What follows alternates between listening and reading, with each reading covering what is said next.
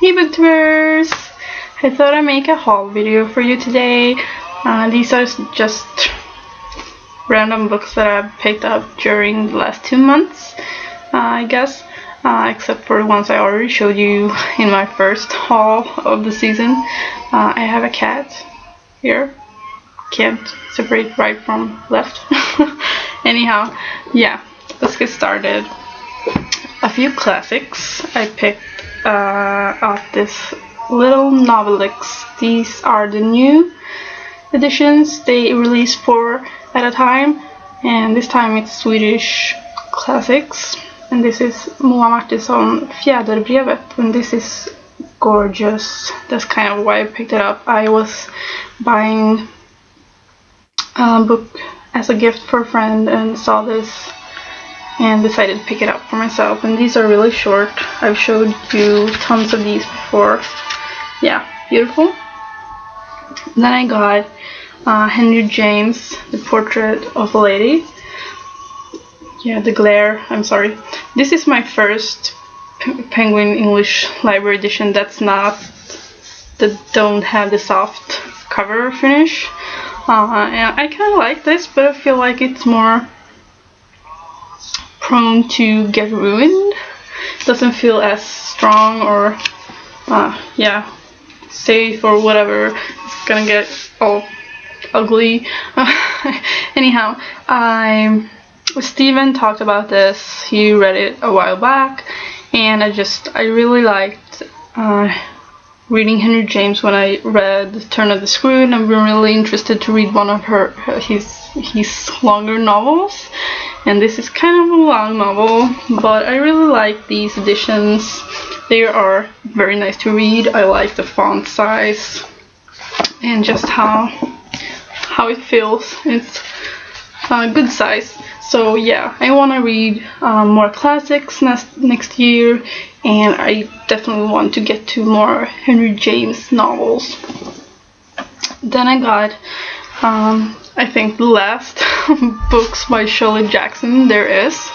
I got one that's really weird. I saw it online where I usually buy my books, and it's called The Witchcraft of Salem Village. So this is like a school book series by Landmark Books. Kind of different authors pick a theme or something and write about it. And Shirley Jackson wrote about this, so this is non-fiction, I guess. I didn't realize, and it says grade 6 and up. So I'm not sure if any of you read this for school way back. I don't know, but yeah, I think I'll read it anyhow because I'm interested in witchcraft and yeah, history. I want to read more history from this kind of era. So that's kind of fun, but still disappointing. And then I got 2 Shirley Jackson books that was a new edition was released this year. I didn't realize they existed before I found one of the books at my library in Swedish, a really old copy, and I couldn't find it anywhere, even in English. And then I saw these editions recently came out, and I bought both of them. These books, and these are lovely. The kitten. It's so cute. The new Grumpy Cat. This is the one I found at the library, Raising Demons. And this is called Life Among Savages. And these are more light, fun reads about her, based on her family life. So these are not gothic tales, but I love her as a writer, so I definitely want to read these as well. But maybe I'll wait until spring. It just feels very spring-ish. Yeah, and then I got another non-fiction book. I Am Malala. I haven't read this yet. I try to read a lot of feminist non-fiction books, and I'm trying to be more diverse in what I read about feminism and from feminist authors, because that's somewhere it's lacking in different cultures. I feel like it's often the West point of view or the white woman's point of view. I am myself, but to know how others feel, you have to read from their perspective. So that's what I'm trying. I made my library by Bad Feminist by Roxane Gay, so I will read that as well kind of soon. It hasn't arrived yet, but yeah, I'm really looking forward to this. It's supposed to be great. Then I got some fiction. I got this beautiful kind of thing, Meg Wolitzer, Sleepwalking, kind of different coloring. This is weird. This is a college novel.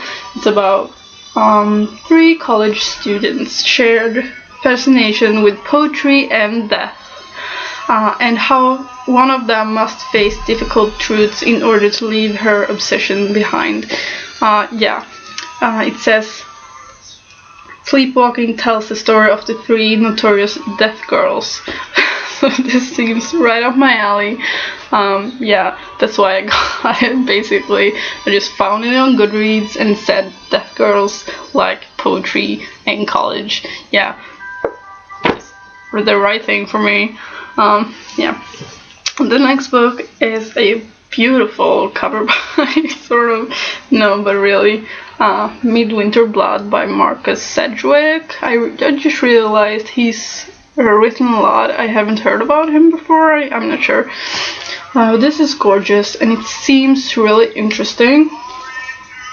I think this is kind of a gothic tale, and it has 7 parts, and it has creepy illustrations. This is just gorgeous. I'm sorry about the glare, but this has 7 parts and an epilogue. And part 1 is called Midsummer Sun, and it's set in June 2073. And part 7 is called Midwinter Blood, and the time is unknown, but part 6 is called The Vampire, and it's set in the 10th century. So it's like the story unravels backwards in time during all of time. So that's quite interesting. So yeah, if you're, I think this is a YA, I'm not sure, but yeah, it just seems really interesting. And then I got a book that I've been seeing on Goodreads now, and people seem to really like it. It's called Grief is the Thing with Feathers by Max Porter, and this is a story based on Sylvia Plath's suicide, and it takes place after.